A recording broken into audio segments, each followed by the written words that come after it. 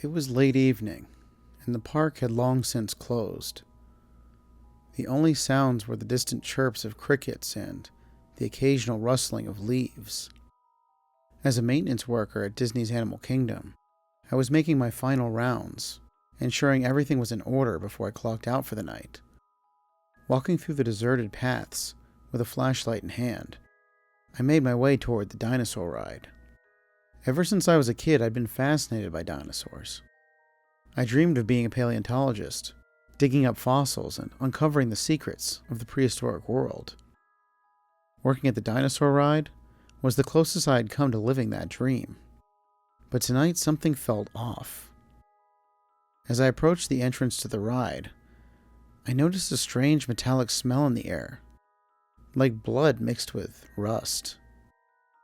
I shrugged it off, attributing it to some malfunctioning equipment. Entering the building, my footsteps echoed in the empty hallways. I began my routine inspection, checking the displays and animatronics.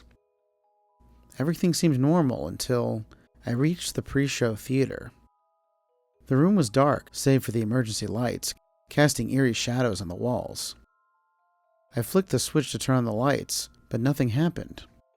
Must be a blown fuse, I muttered to myself, and decided to move on. As I walked through the dimly lit room, I heard a faint whisper, like someone calling my name. I stopped and listened, but the sound had vanished. Shrugging it off as my imagination, I continued to the ride's loading area. The time rovers sat in their docks, waiting for the next day's guests. I walked over to one of them, inspecting the seatbelts and safety harnesses. As I bent down to check the undercarriage, I heard the whisper again, louder this time.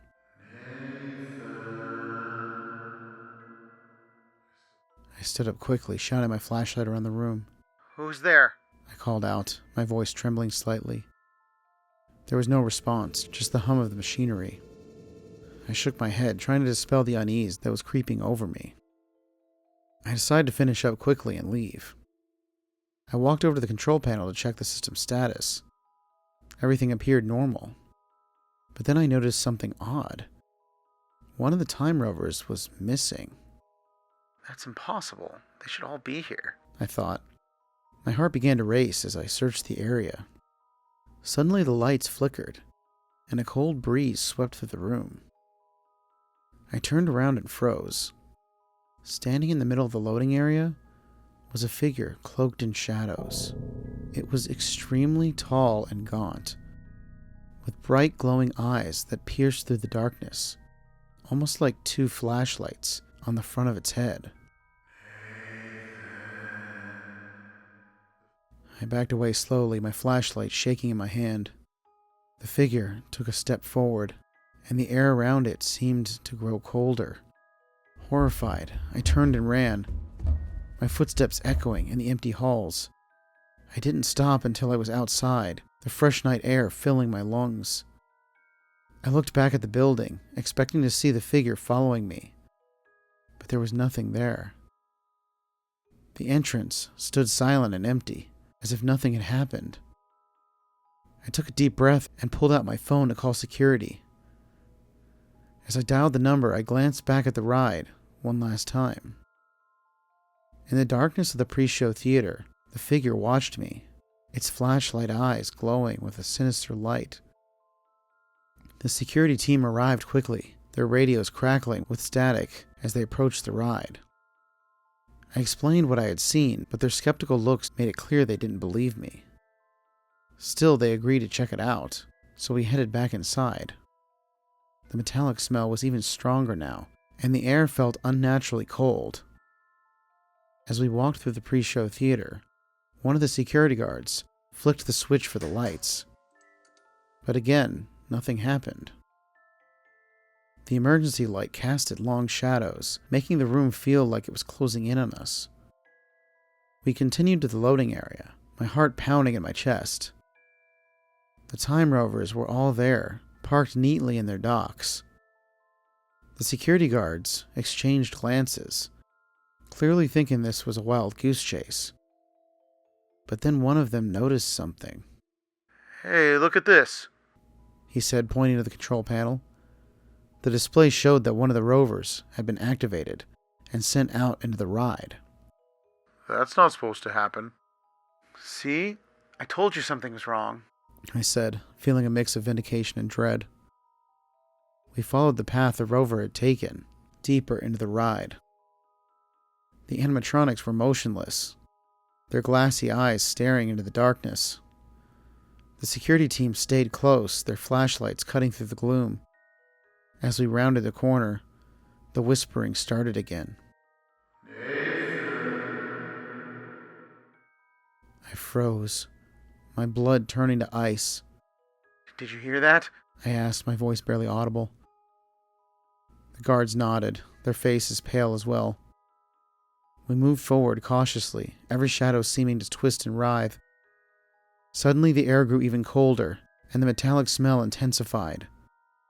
One of the guards pointed his flashlight ahead, and there it was, the figure standing in the middle of the path. It was even more terrifying up close, its eyes glowing with malevolent light. The figure raised a hand pointing directly at me. Let's get the hell out of here, one of the guards said, his voice shaking. We turned to leave, but the path behind us was now blocked by another figure, identical to the first. Panic set in as we realized we were trapped. The figures began to move closer, their whispers growing louder and more insistent. Desperation took over and I sprinted toward a side passage, hoping it would lead us to safety. The guards followed, their footsteps echoing in the narrow corridor. As we ran, one of the animatronic dinosaurs, a T-Rex, suddenly sprang to life. Its jaw mechanically opened wide as it leaned forward towards us. Then it suddenly and ferociously chomped down onto the arm of one of the security guards. He screamed in agony as we tried to pull him out of its jaws.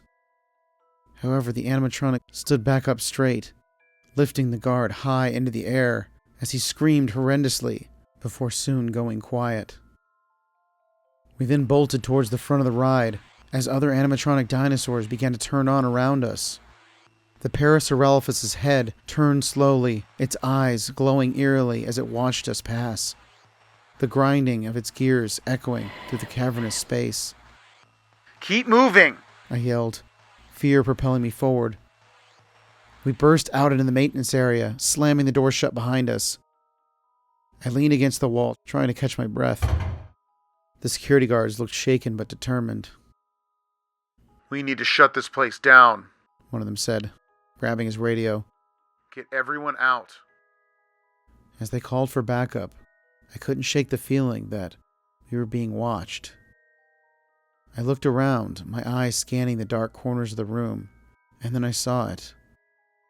Another pair of glowing eyes peering at us from the shadows. Except there was a portal behind it.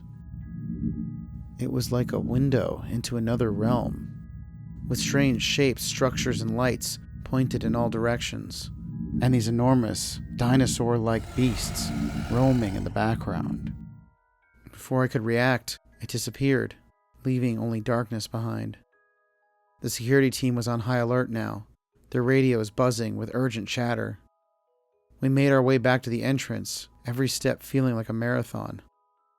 As we finally stepped outside, I took a deep breath. I knew I would never forget what happened in there, and I couldn't shake the feeling that whatever those figures were, they weren't done with us yet. Animal Kingdom reopened the next day, but the dinosaur ride remained closed for weeks, with teams of men in biohazard suits going in and out the entire time. Officially, it was due to technical difficulties, but I knew the truth.